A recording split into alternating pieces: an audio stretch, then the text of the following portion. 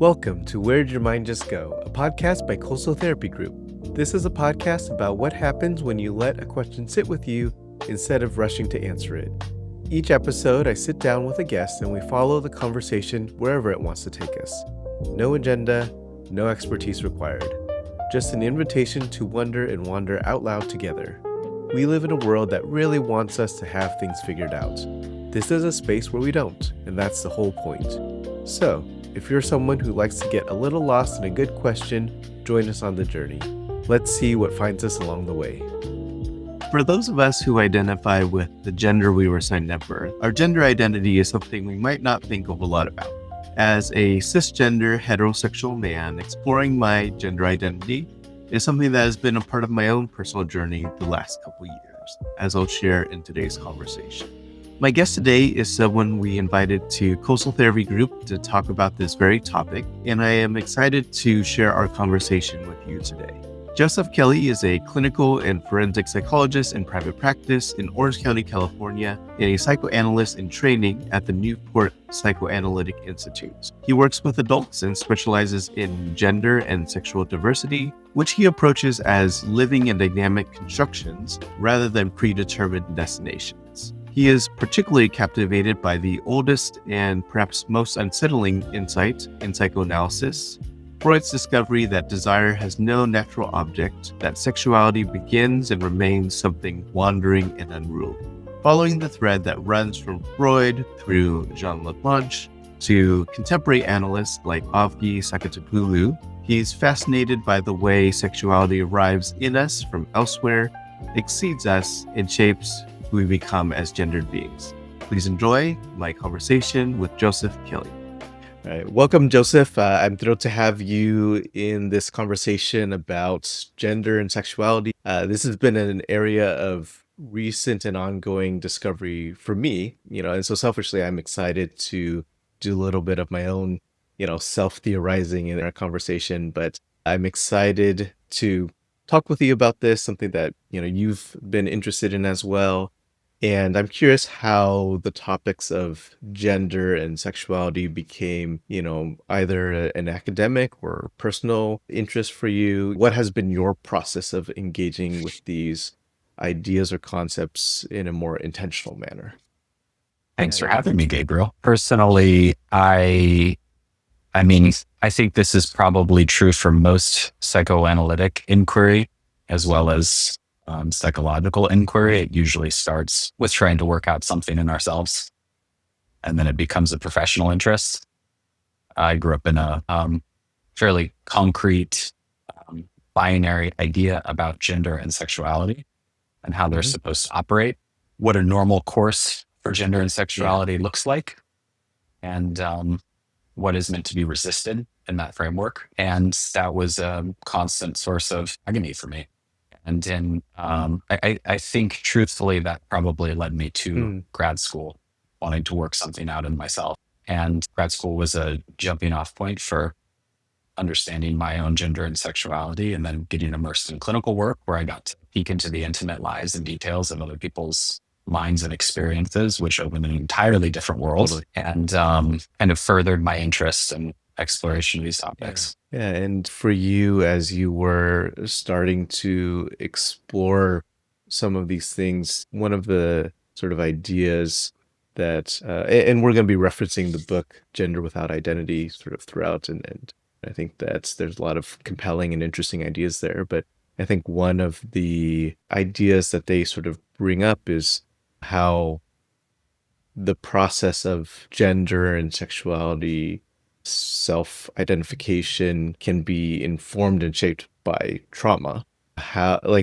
Was that sort of a traumatic process for you, or was it sort of like reflecting on some of your own past traumas around the ideas of gender and identity formation? And maybe just to back up, so the book you're referencing, Gender Without Identity, written by Avgi, Saketopoulou, and Anne Pellegrini, has been an important book for me, and is an interesting account of the way that we become gendered. That is kind of a response to like some pretty mainstream cultural ideas that are a reaction to some of the more conservative ideas about gender and sexuality.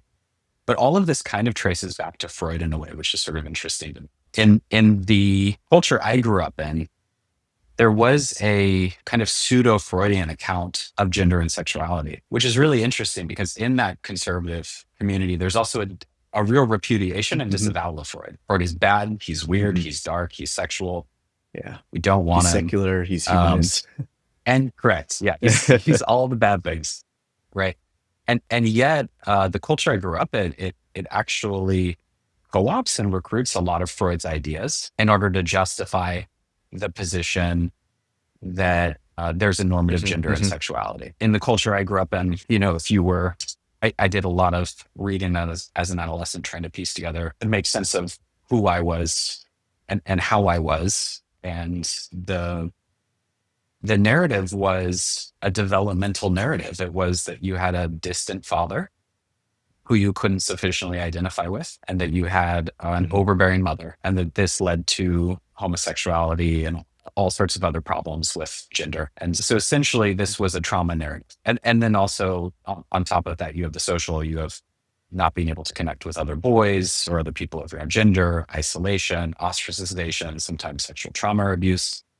So a developmental account of why things go astray that's really rooted in a flawed interpretation of Freud. And so culture, our mainstream culture, secular culture, has kind of responded to that with an essentialist notion of gender and sexuality, the born this way narrative. And I'm really sympathetic to that reaction.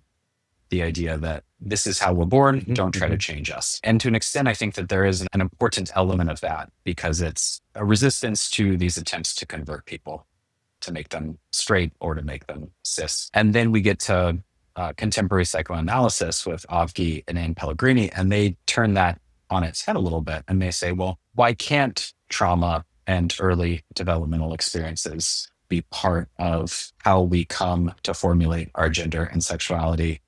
And what if that's something to embrace rather than to resist?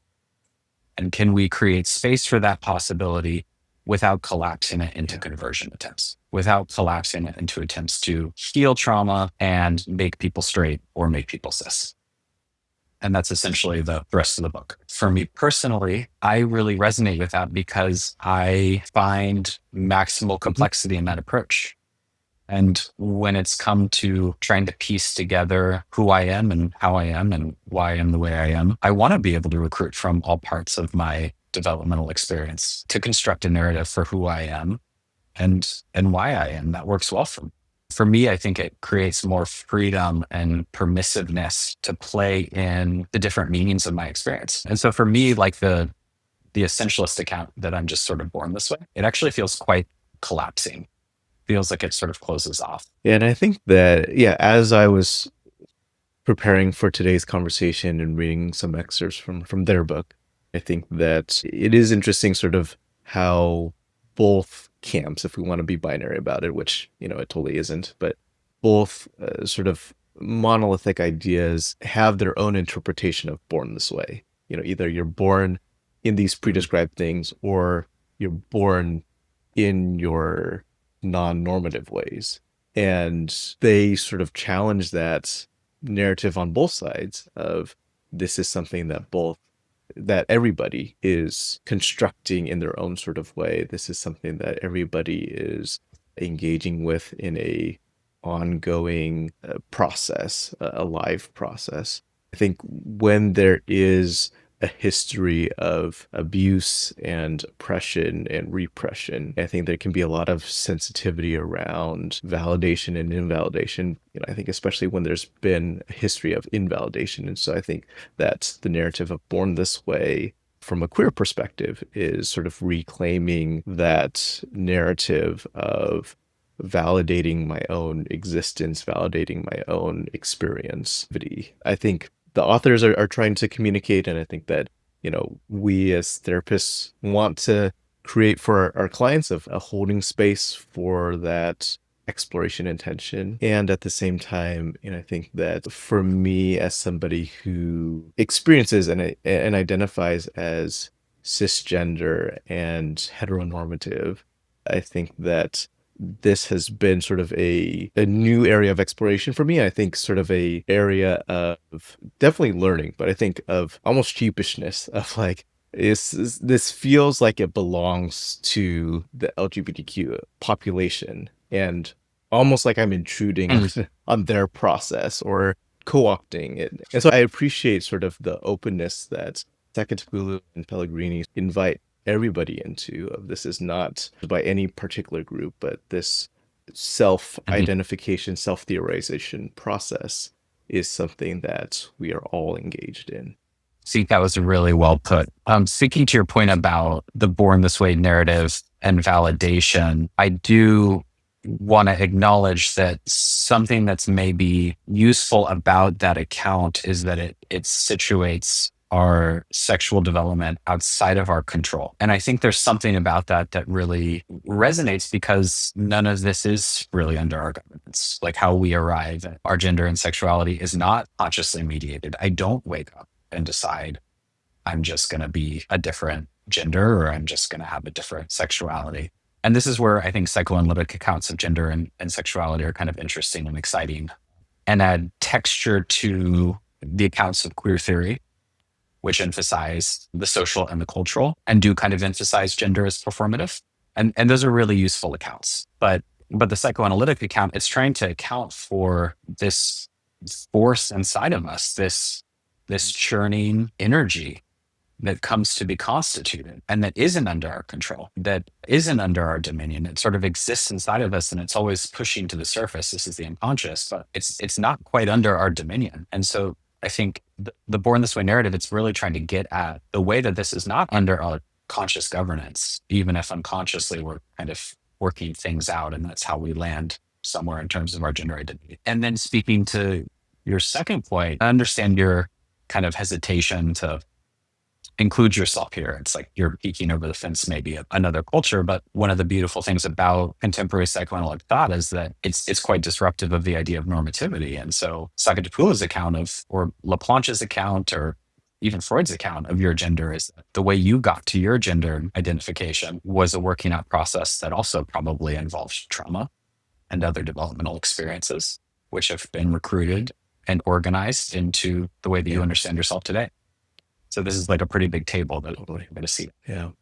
I mean, I have early memories, and a lot of this is sort of retrospective interpretations of some of those early childhood experiences. But I remember seeing some of my white peers, and I think especially white male peers, sort of identifying with movie stars and other people that were conventionally attractive. And I just never could really see myself as attractive because I didn't look like them. I didn't look like Tom Cruise. I didn't look like Justin Timberlake. And I think it's also sort of, who do the girls swoon over? Who do the female identifying people see as attractive? And so I don't think I ever really saw myself as an attractive person.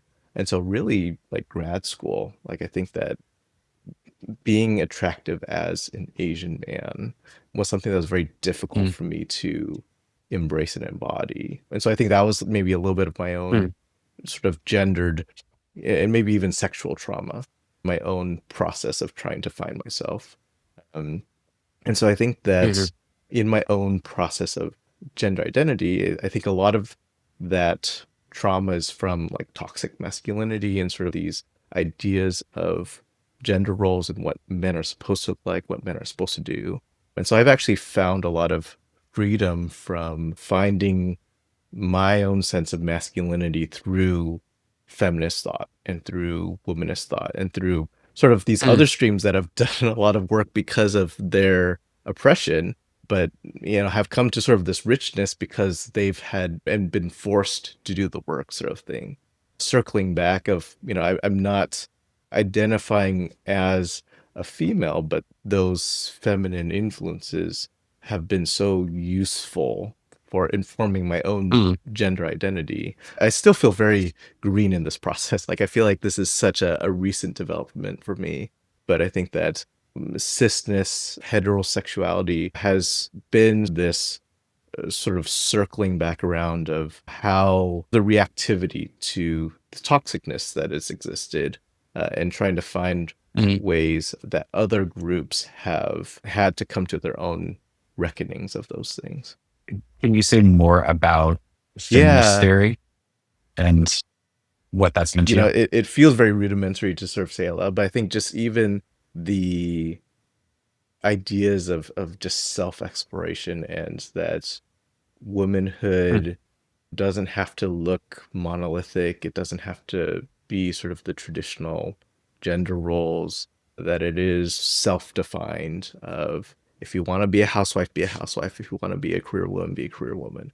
And I think that mm, even that very basic level of self-determination feels very freeing, and I think is a different lens than sort of and I think I also come from the experience that you described of growing up in a conservative Christian evangelical home that mm, had its own ideas of what gender and gendered roles are supposed to look like.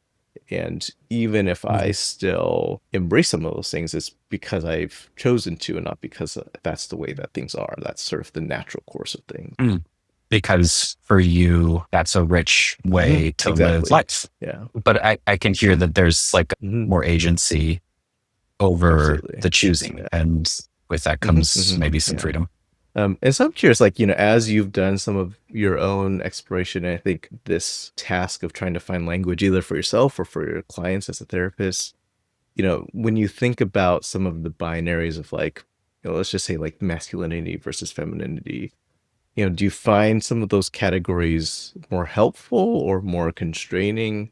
I think too, like even think about pronouns. I think that it can sometimes feel very binary or trinary of like it's Mhm. he he Trinary. she they them. It just feels like those are your only options. I don't know if they're a whole lot of, and I think people are coming up with new categories all the time, but I think that sometimes it's hard to break out Yeah. of the binary when you're trying to use language that is communicable, that Mhm. hey, I'd like you to call me this is how I understand myself, without sort of getting sucked into this is just all we have to go off of. You're, I think, hitting on a real source of tension for me. These are in some ways, in my mind, useful categories. They're in some ways inevitable categories. There's been a proliferation of categories.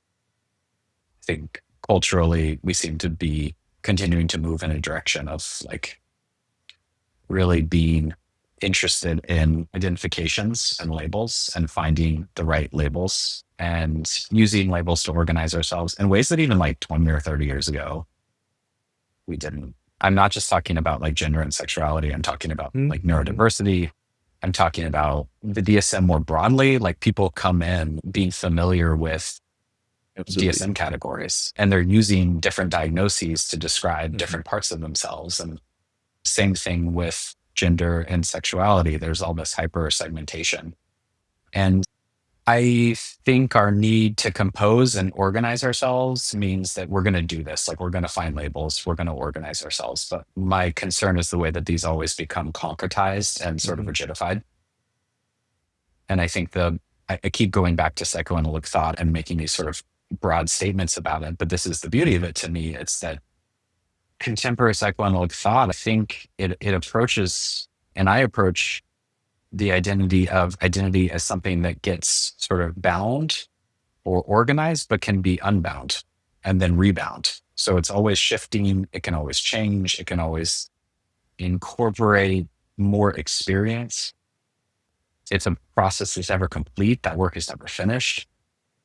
And it can be a little bit like, I always feel a tension of like wanting to go along with how people Mm-hmm. organize themselves and then also wanting to hold space for what might be outside Yeah. of that because those labels naturally Mm-hmm. exclude things. And if we pretend that the labels is all there is, I think that Mm-hmm. we miss a lot. Yeah. And I think that's a challenge in my own life too, because there's a certain amount of closure Mm-hmm. that we like. It's Absolutely. containing. It's Yeah. comforting to think we know the limits of our experience and where things end. Yeah.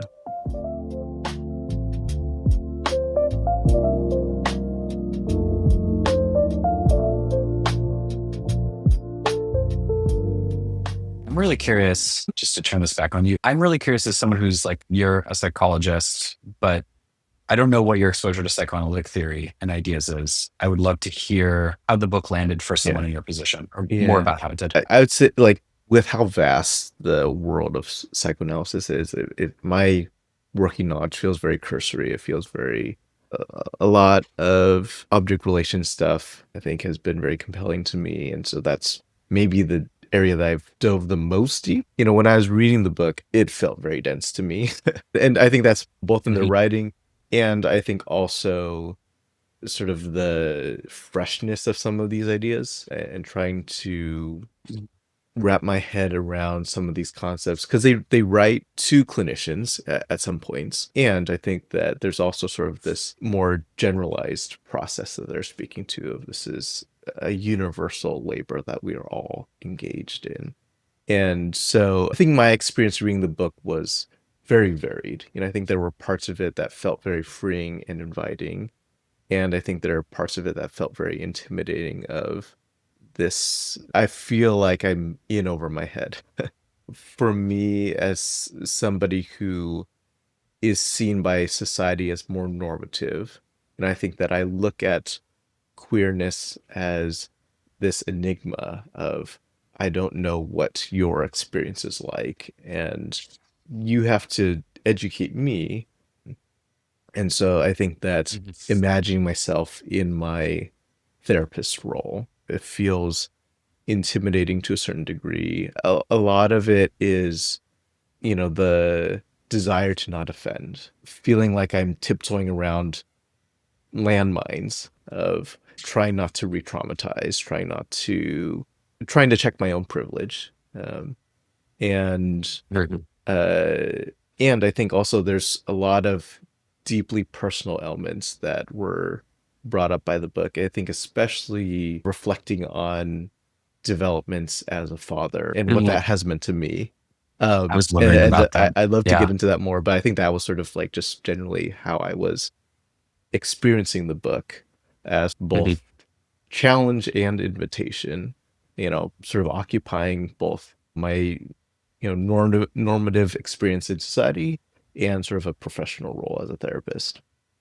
Yeah, it's really interesting to hear you describe. So I hope I can use this word, like some of your anxieties in working with queer people, because I think there's something sort of universal there. Like, queerness comes to hold, or is meant to hold, otherness, like radical alterity, like radical otherness. And I sort of want to say that part of the task is like recognizing that radical otherness in everyone, right? That queerness is just sort of like embodying in our culture or holding space for. But that is, and I sound like an apologist for psychoanalysis. It's just that, like, it really changes my life. It's like, that is the sort of fundamental, most radical and frightening discovery that Freud made, was this radical otherness that lives in ourselves, but also in other people. And that we, through the power of transference or countertransference, can sit across from someone and feel a sameness, and in that sameness feel safer. But that's kind of illusory, right? That really, we don't know who's sitting in front of us, and the sort of like vicissitudes of their mental life, conscious and unconscious, are quite strange and quite foreign, and probably unsettling on some level.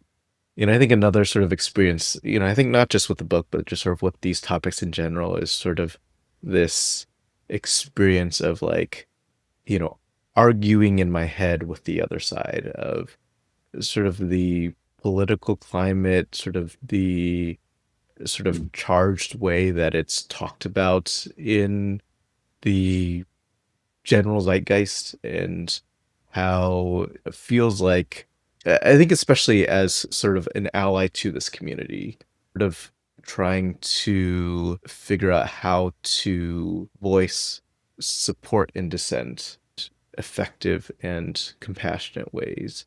I think about sort of the familiar from maybe a more conservative leaning side of rejecting pronouns, of villainizing the LGBTQ or the community as a whole, and how just sort of it creates such a culture war.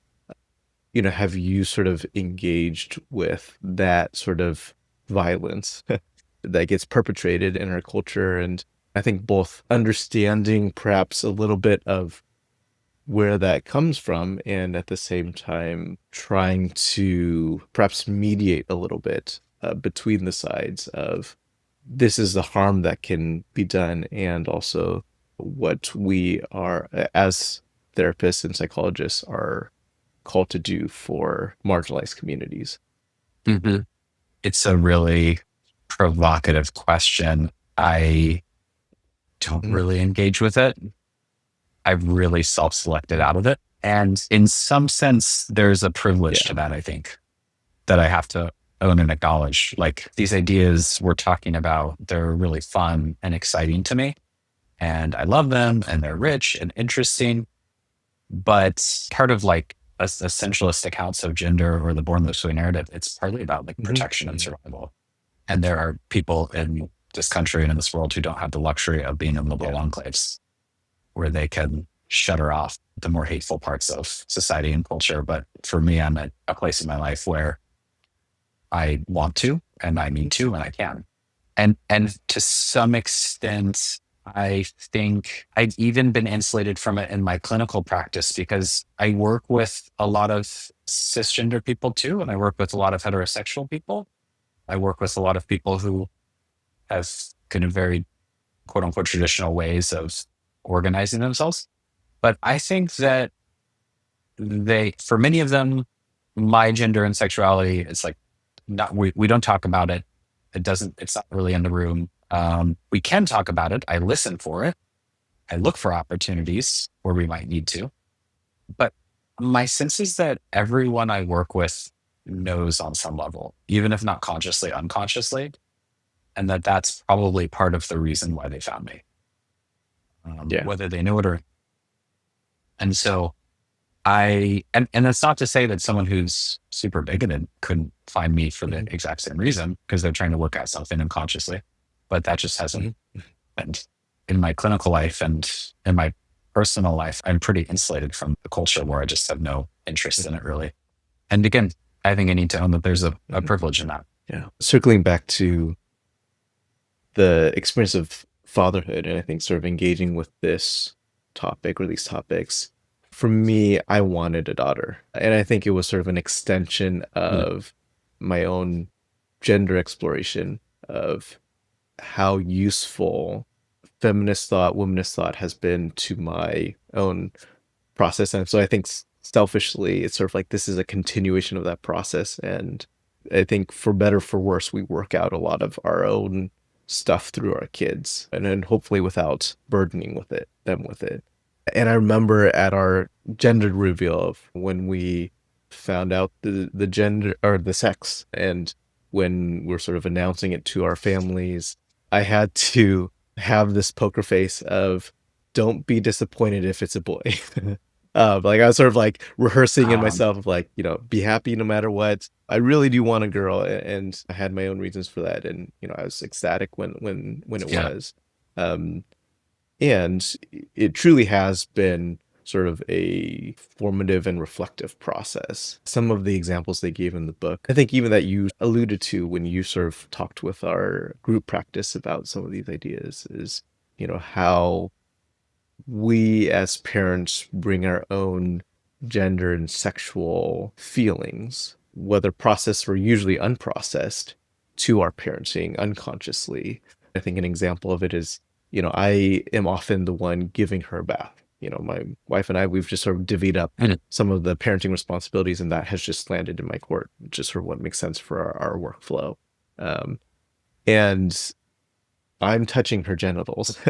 And, it has to, for me, it has to be in a sort of parental sort of way, but I know that they're genitals, even if she doesn't know yet what they are. And That's right. for me, uh, I don't want it to be, and it has to be sort of non-erotic in the sense of I don't want to sexualize my own daughter in that way. And I can't sort of fully Mhm. escape that reality of her body has sort of sexual organs, and I have sort of my own thoughts and feelings and trauma around gender and sexuality. And Mhm. all of that is sort of coming into play when I'm doing this very mundane activity. One of the ideas that they talk about in this book is just sort of how all this energy, all this sort of wrestling Yes. gets communicated to our kids in unconscious ways. Whatever they pick up on, they pick up on. And then they have to organize and work out whatever lands with them or sticks with them in their own sort Mhm. of continuing self theorization. And I don't know, like, if you have kids or if you want kids, but I'm curious your thoughts on this dynamic of parents and kids. Adults, we have these ideas of what gender and sexuality mean, and whether we intend to or not, we are communicating our biases to our. I really love your account of the bath time because it like really beautifully exemplifies the way that a very ordinary routine aspect of caretaking comes to hold so many Mhm. energetic meanings around a father with a daughter, a man with a woman, a man with a girl, the meaning of genitals, bodily difference. It's not simple. Like it's no part of caregiving is sort of sanitized from these kind of anxieties. I don't have kids myself, but I have, as I mentioned before we started, Mhm. 12 Mhm. nieces and nephews, all under the age of Oh, very 7. young. So they're Mhm. Mhm. all have kids. Yeah. And it's really just interesting to see adults navigate Mhm. this with Mhm. their kids, their own anxieties around sex and sexuality, around sexualizing their kids. Kids are they want to be Mhm. touched and they Mhm. want to be held and they want to be caressed and they want to be loved. And none of that exists on the plane of adult Mhm. sexuality, but there is a sensuousness to it that's very evocative to us as adults with our adult minds and our sexualized minds. There's what Laplanche would describe as an inherent asymmetry there. Your caution about what you put onto her, but I think the thing that feels relieving to me about Laplanche a bit is like the recognition that it's inevitable. It's not inevitable that I'm not saying that like sexual abuse is inevitable, but what is inevitable is that in this asymmetry, kids are going to be picking up on all sorts Mhm. of noise coming from us as these complicated, sexualized adults with our own conflicts, our own unconscious, and that kids are going to register this noise Mhm. somewhere inside of them, even if they Yeah. don't have language Mhm. for it, that noise is going to be a source of confusion and anxiety, that part of it's going to get repressed and it's just going to come to constitute their unconscious. And part of it they'll be able to make some meaning out of. And that's going to help them formulate who they are. But the inevitability of it kind of relieves me and makes it easier in my own interactions with my nieces and nephews to just kind of be present, understanding all the complexity of like Mhm. caregiving. Totally. Yeah, and I think another aspect that comes to mind when thinking about these things is how I think, especially speaking to American culture, that's taboo and discomfort around sexuality, and how appropriate rejection of like pedophilia and some of the perversions of that, and at the same time maybe a puritanical sort of repressed sexuality that has pervaded our culture from the start, and how that has been sort of passed down. culturally, whether we realize it or not, or at least embedded itself in this preferential treatment to Christianity. Um, have you, either observed or experienced talking about sexuality either in personal conversations or with clients in a way that, is thoughtful and at the same time, perhaps recognizes some of the discomfort that we feel when it comes to sexuality and our own sexuality. Mm-hmm. It's tricky because my first reaction is just sort of going at their own pace. But then there's also the reality of my own anxieties and discomforts. And so going at their pace could actually be a resistance on my part, going somewhere that they're signaling they can go, but I'm refusing to see. And so we could unconsciously enact something that's actually exists under the guise of attunement, but is actually quite misattuned. And so I think the challenge is to always be paying attention to what I could be missing and always be asking what I'm missing. And when we're talking about one thing, why aren't we talking about something else? But if we're talking about that other thing, why aren't we talking about this thing? Because what gets exposed always kind of hides something. And I'm inevitably going to participate in that and collude with that. But I'm also looking for ways to expand and enrich. When I'm sitting with someone, I'm looking for ways to expand and enrich their ability to be present with themselves and for me to be present with them. Yeah. I also found myself thinking a lot as you were talking about. I think this ties into what you were saying a moment ago about our anxiety about pedophilia and sexualizing children, which I think is a very valid fear. I mean, people commit sexual transgressions against children all the time. That's a very real thing to be mindful of and concerned about. But it's also true that in our anxiety, we really delibitinize children. We don't want to think about them as having any kind of proto-sexuality. And it's always so important to emphasize. I get so anxious about saying this because I'm so anxious that people are going to think what I'm saying is that children are sexual in the way that adults are. And they're just not. But it's impossible for us as adults to think about children's sexuality without putting something adult on top of it, because our minds have gone through puberty. So our minds cannot help but think about sexuality in a very specific way. It's very hard to hold on to this idea that children have an erotic life that looks very different, but that is organized around the idea of pleasure. I think Avgi makes this point, and I think Dominique Scarfoni do too. They talk about how this was a lot more palatable of an idea in the earliest 20th century in Freud's time.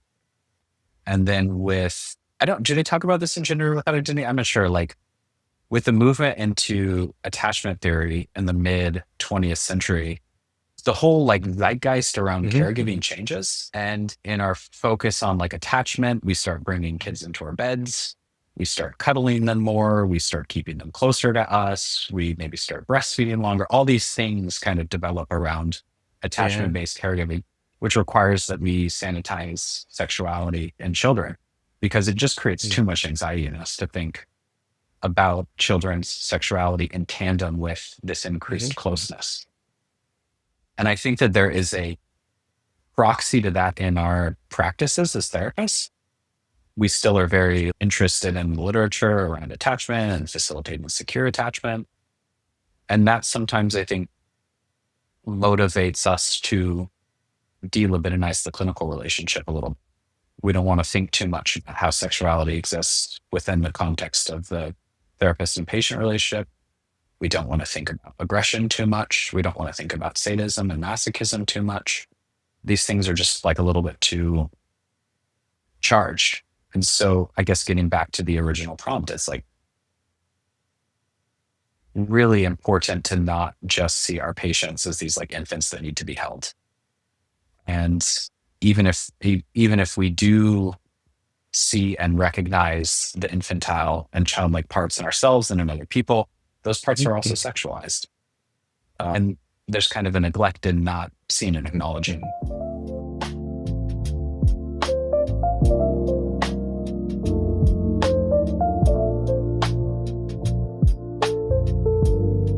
Yeah, thinking about my own process of self-identification, and I feel very stunted in my own development and thought in this area. And I think my wife and I have had conversations about how do we want to raise our daughter, how do we want to raise our kids in a way that helps them to self-actualize, develop autonomy.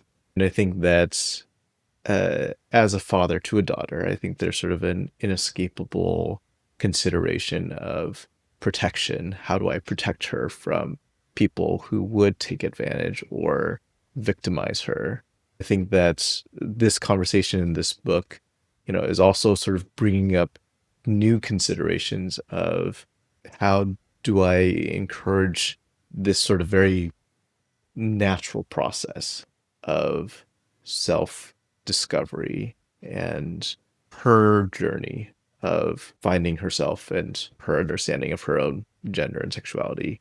Thinking back to, I don't have a lot of strong memories of my own parents sort of guiding me in any sort of didactic or explicit ways. I think it was very subtle. I think it was very passing, throwaway comments, sort of things like that.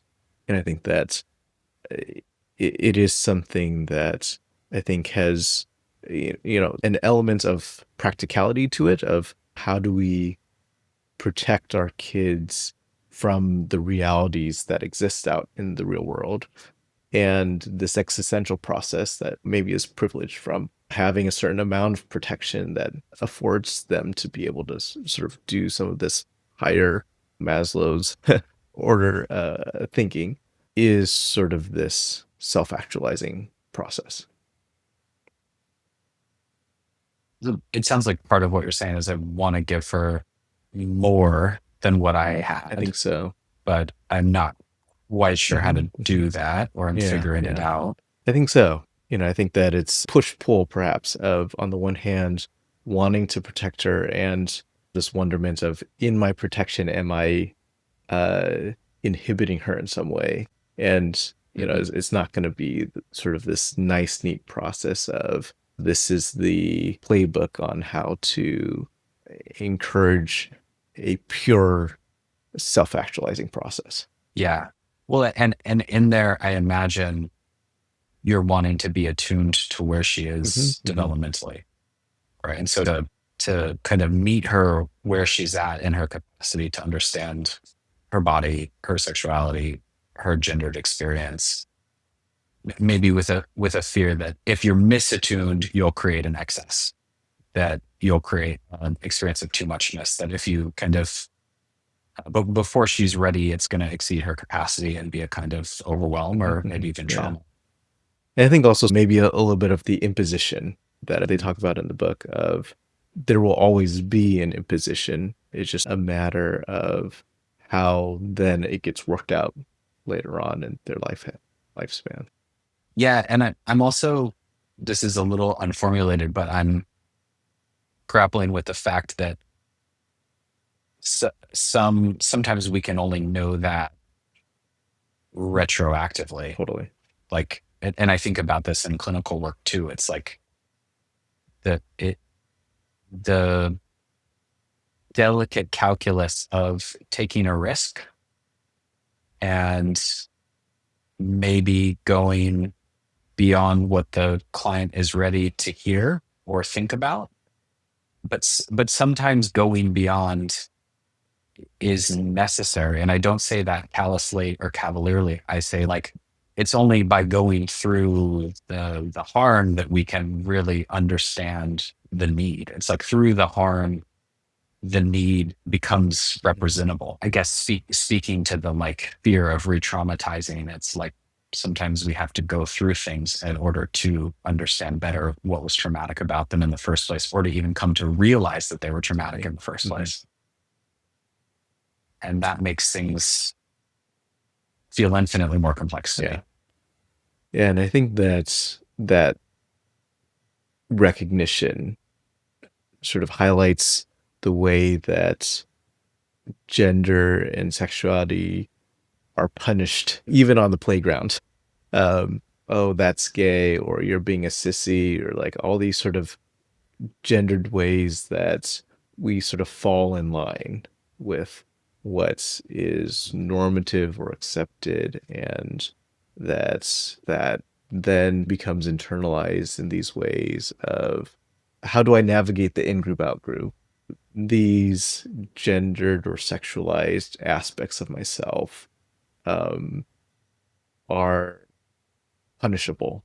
Like you sort of pointed out, it becomes a matter of survival, a matter of social survival, a matter of emotional survival. What can I tolerate? And what is going to help me be successful? And so I'm curious, how have you explored the way in which these aspects of ourselves that are so critical to understanding ourselves, how they have been punished in sort of these very normalized ways? And it's not just on the playground anymore. Adults do these things to each other. We punish each other with our words and with our actions. You're talking about the policing of gender norms. Absolutely. Yeah. And was there a like, specific how question have you sort in of there? thought about that? And maybe my question is, how have you thought about it, either personally or with your clients, in terms of acknowledging that impact or that trauma and coming to sort of name that punishment and work through that? That's a really good question, and I think it's on something that feels really important to me, particularly when I'm working with LGBT people. There's this really strong narrative in the LGBT community around pride and liberation. And I think that's a beautiful development in the LGBT community. I think that the idea of pride and celebration is really important. And for many of us, we've moved from places of shame into increasing self-acceptance. But one of the things that psychoanalysis has to offer us is a response to the idea that trauma is in some way something that can be eradicated from the psyche, which they do talk about quite a bit in Gender Without Identity. Do they? They might. I know that Avgi talks about it quite a bit in Sexuality Beyond Consent. Honestly, I didn't get through the whole book, so they might have. It doesn't really matter. Psychoanalysis has a different kind of way of thinking about trauma. It's a very popular and marketable idea that trauma is something that can be eradicated from the psyche. And so there's this proliferation of trauma treatments that sort of offer a cure. And the counter narrative from psychoanalysis is that there is no real cure for trauma, that trauma comes to constitute the psyche just like a number of other environmental forces. And so it's something that needs to be lived with and occupied and recruited as another resource. And so getting back to this idea of policing, where my mind immediately went was the way that gender and sexual norms have been really strongly enforced and policed in children. And for LGBT kids, that has, and actually non-LGBT kids too, it often takes the form of violence. Yeah. And that it's actually been quite traumatic for many of us. And that there's a kernel of that never really goes away. And so even though there is the capacity in adulthood to accrete a self that's characterized by pride and self-worth and self-love, there's always going to be a part of the self that lives somewhere in the past. There's always going to be a part of the self that exists in relation to those voices and those messages, and that experiences and lives in that pain and that heartache. And that's not really something that can be eradicated. And so I can be a little bit suspicious of a queer attitude of like full pride or full self-acceptance. I think I'm always kind of looking and listening for where the internalized homophobia lives and who it lives in relation to and how it comes out and where it expresses itself. Because if we can see and recognize that influence, I do think it creates greater degrees of freedom. Yeah. And my assumption is that that gets internalized and that the internal policeman still lives somewhere inside at some point. Yeah. We're sort of coming up on our time. I wish we could, keep talking, but maybe sort of one final question. There's somebody listening to our conversation today who's thinking about, how do I talk to my therapist about these things? Like I want to understand myself better, or I, feel some of these conflicts with my identity, whether more of the normative experience or more of the alternative experience. What encouragement would you give to somebody who wants to talk about it in therapy, but maybe doesn't know how to even bring up that topic? Can I be a therapist and turn this back on you? I really want to hear what you would suggest. Yeah, I mean, I think that's something I tell a lot of my clients in framing psychotherapy itself is nothing's off limits. And even if it doesn't feel relevant, we can find the relevance. And so I encourage more of that like stream of consciousness. If it's the top of your mind, it's the top of your mind for a reason. Let's sort of figure it out. It doesn't have to be on topic, so to speak, or aligned with the stated goals of why you came into therapy in the first place. And,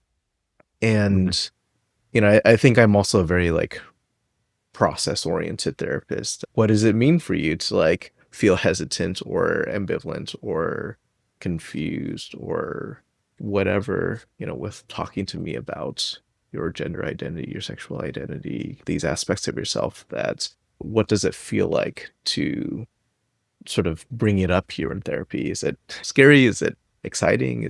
What sort of energy is it coming with? So like, I think sort of those are some of my go-tos in terms of, I think, inviting clients in and sort of framing the permissiveness that therapy affords. That's a good answer. I think part of my evasiveness is that there's a little bit of a mentalization gap here for me. I think I was so isolated in my experience that when I finally found a space where I felt like I could talk about it, it was impossible to resist. And that's not true for everyone. Some people need a little bit more help. And so I think in asking the question, where my mind actually goes is more on the therapist end, and what keeps us from, when sexuality is curiously dissociated, Totally. What keeps us from saying like, I've been thinking you haven't told me anything about your sex life. What's that like? And I notice my own resistances to doing this with some of my clients. And so what keeps us from being able to listen for and invite that deeper engagement? Because oftentimes people are willing to go there. They just need some help. And we have to be listening for opportunities to help in that way. Yeah. Yeah. Well, thank you so much for joining with me and for sharing some of your thoughts and playing around with some of these ideas. For people who might want to get to know you a little bit better, where can they find you online, or you provide services? Where do you provide your therapeutic services? Thanks for having me on, Gabriel. My website is therapywithjoseph.com, and my practice is in Tustin, California. Great. Thank you so much. I provide in-person and telehealth all over California, New York, and Kansas. Awesome. Thank you so much. Take care. Thank you for joining your thoughts with ours. For more curious minds, new episodes drop every first and third Wednesday. Where Did Your Mind Just Go is a production of Coastal Therapy Group, and this episode was edited by Serena Rio. Until next time, I'm Dr. Gabriel Lowe. Keep wandering.